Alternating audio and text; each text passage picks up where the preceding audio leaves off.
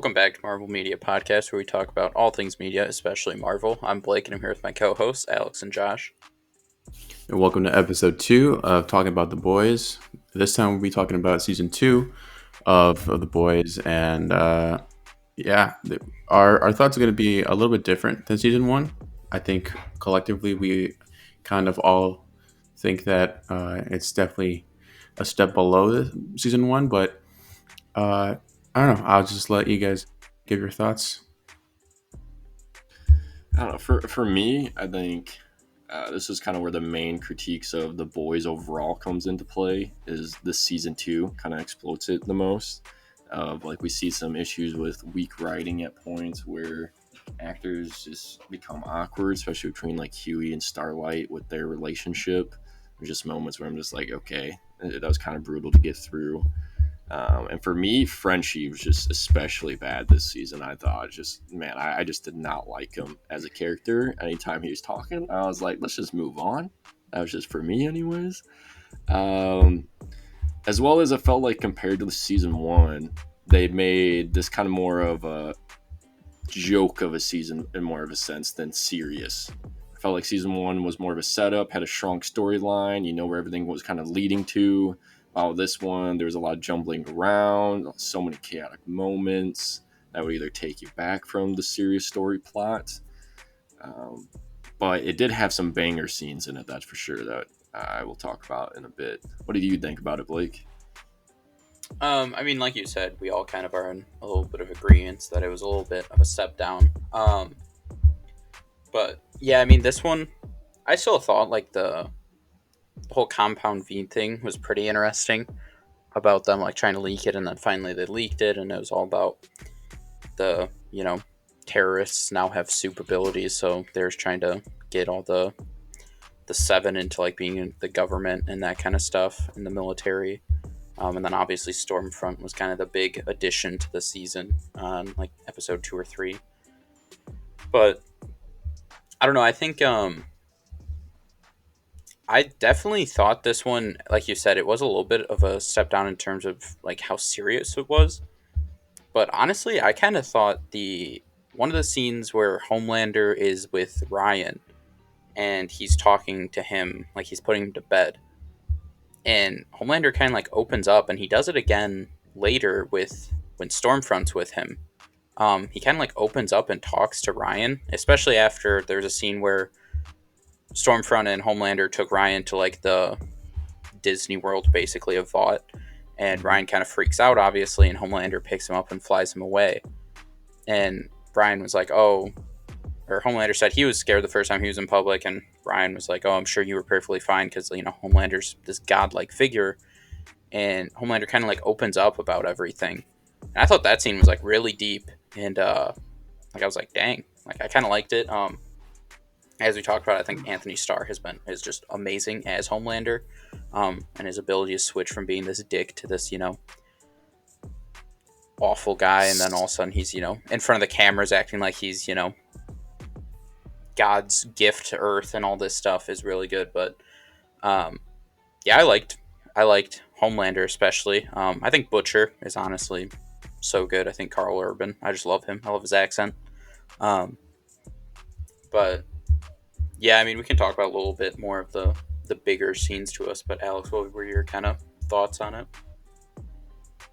I'm probably going to echo everything you guys said too. It was definitely a step down from season 1. I think my biggest problem was it's just like definitely the writing it didn't feel like really well thought out.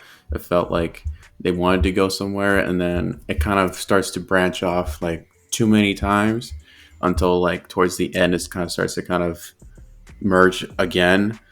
I feel like they honestly could have done with like a few of those subplots like towards like the middle episodes.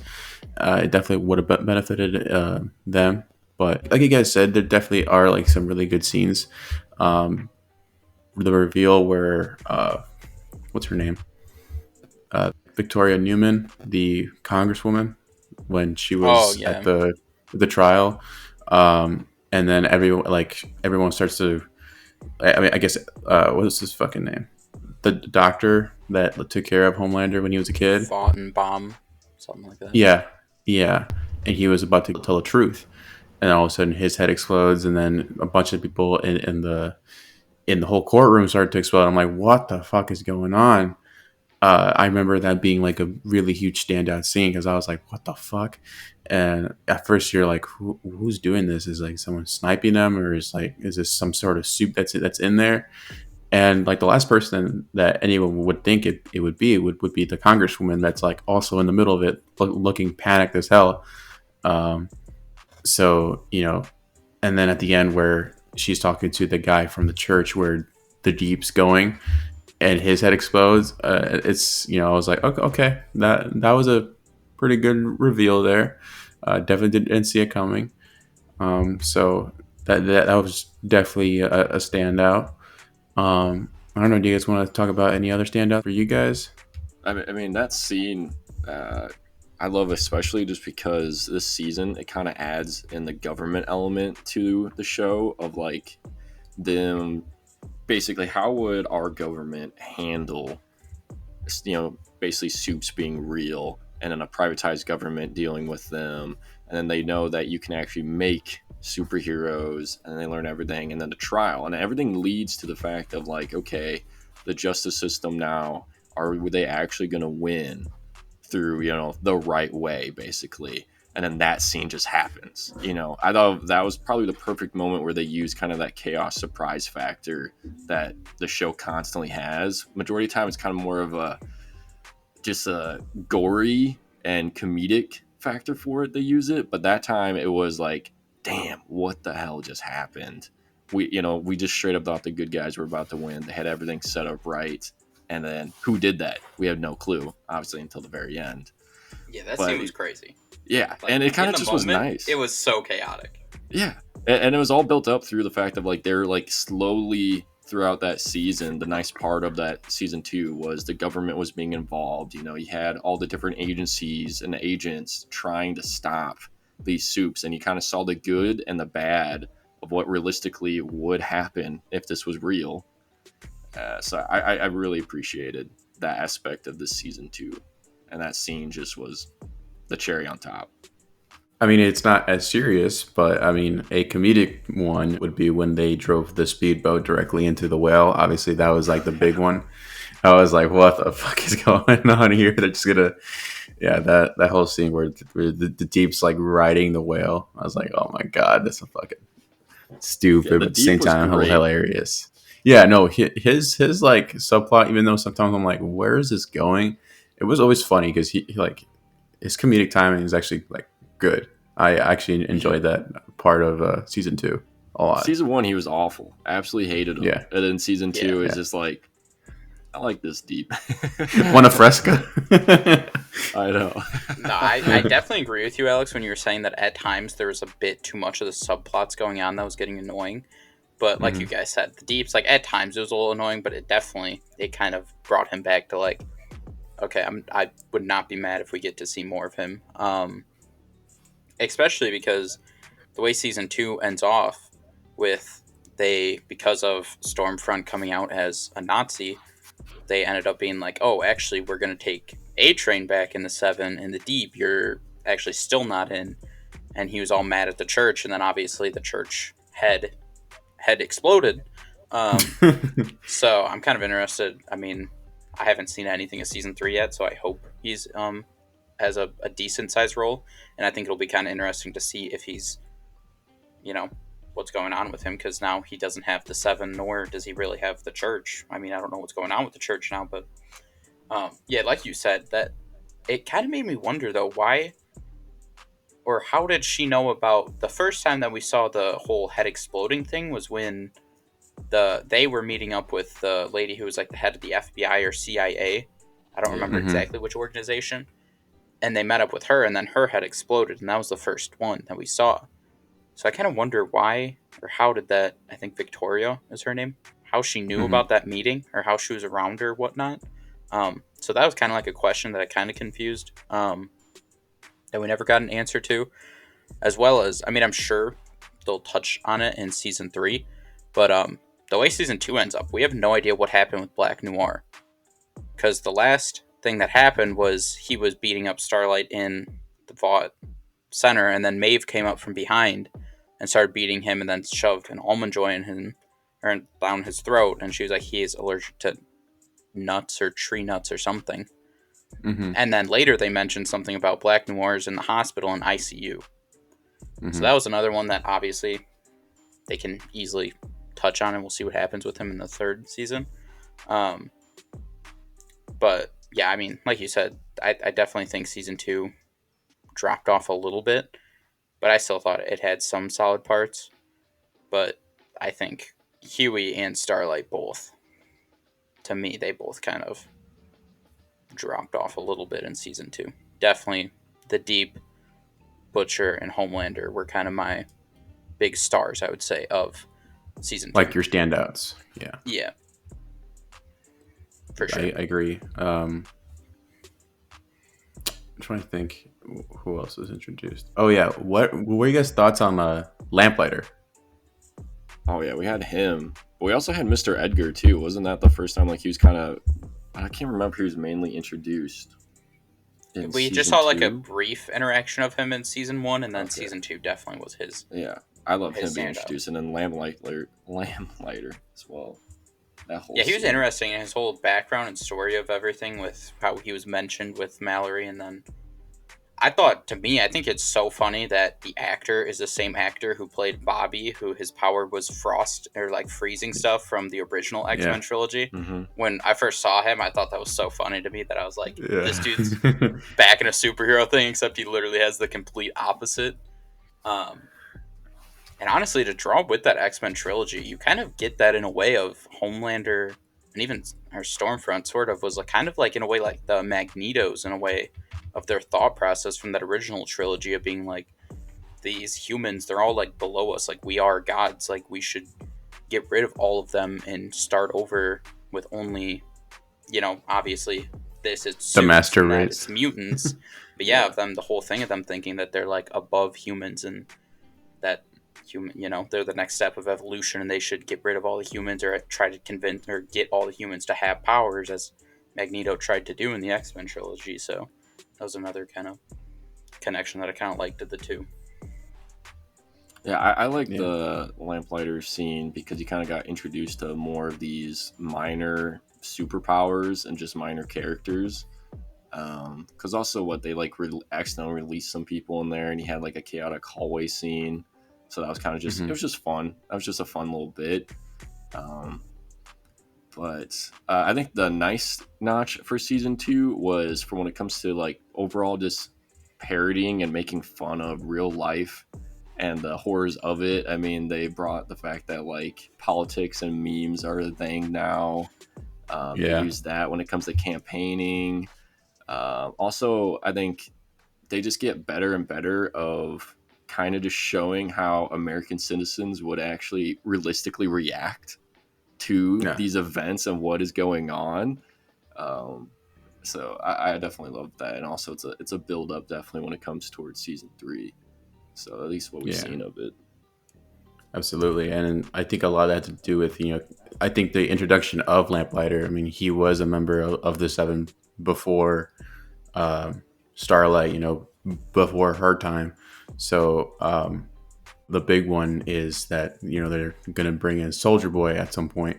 So that's going to be cool because I think they hinted at him, or there was a statue of him kind of looming around in season 2. I believe there was one. I don't remember. And his name was minor hints. Yeah, there's like definitely mentions of him in I believe it was mostly season 2. So we're definitely gonna get some of that. I'm gonna delve deeper into the groups prior to the 7. So it's definitely gonna it was definitely more of like a bridge season than anything else. But like I said, what didn't help was there were so many subplots. I think if it would have cut it down to like a good 3 to 4 maybe instead of all these other mini subplots, it definitely would have. Agree. Yeah, it definitely would have benefited, and it would have streamlined the season a lot better. For that season, just anything to help just span it out, because then you also had the whole. I mean, there's also so many like love interests being introduced this season and them developing. I mean, you had the one girl that lost her brother, which that scene was sick as fuck. But you had her and Frenchie, and you were kind of dealing with that. Oh, Kamiko. Yeah. And then you have Stormfront and Homelander, and then you got Frenchie and Huey. Not Frenchie and Huey, fucking Starlight and Huey. You also have to add in, there's so much. Becca and Butcher, and then like their kid. Yeah, and then Homelander obviously being Homelander and his kid too. Yeah. The Deep got married. Yeah. Oh yeah. Yeah, he missed out on the one babe. I want her. She's not the right one for you. What do you mean? She's perfect. Did you not hear what she said? Oh man. Yeah. I mean, do you guys have any kind of closing thoughts on season 2? No, not really. I'm just excited to see what season 3 has for us, because, like I said, season 2 definitely was that kind of bridge season.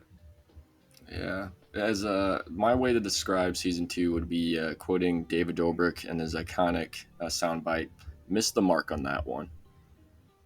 It just wasn't quite there. I mean, I don't know. I wouldn't go that far. I think so. I think it was still it was relatively close. solid, but I would say one quick standout scene, just because, like I said, I just recently watched it for the first time, so like I remember this small stuff.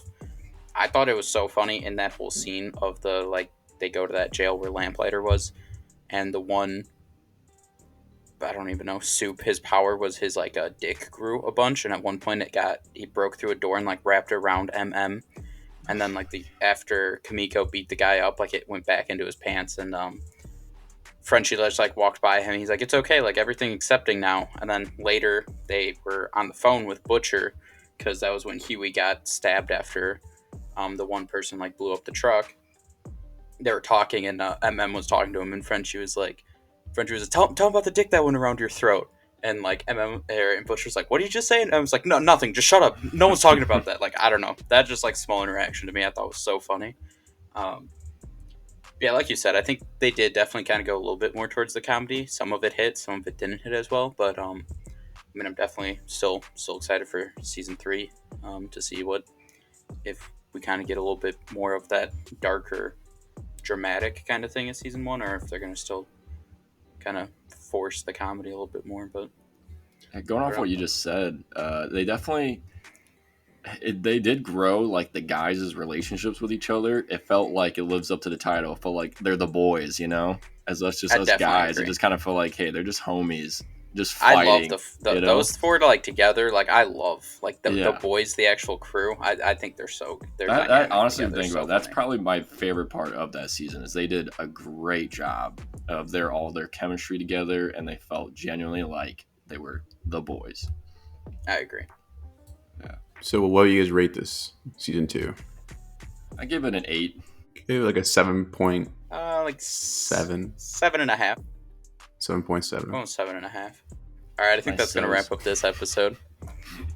Leave a like on this video, comment down below what your thoughts of season 2 of The Boys is, and make sure to follow these boys on social media, TikTok, Instagram, Twitter, all that stuff, and be on the lookout as we will be breaking down season 3 of The Boys with those episodes coming out. Obviously, they release a chunk at a time, then we'll get one per week, so we'll kind of talk about those and give our thoughts. So be on the lookout for those videos, and we'll see you guys next time. Peace.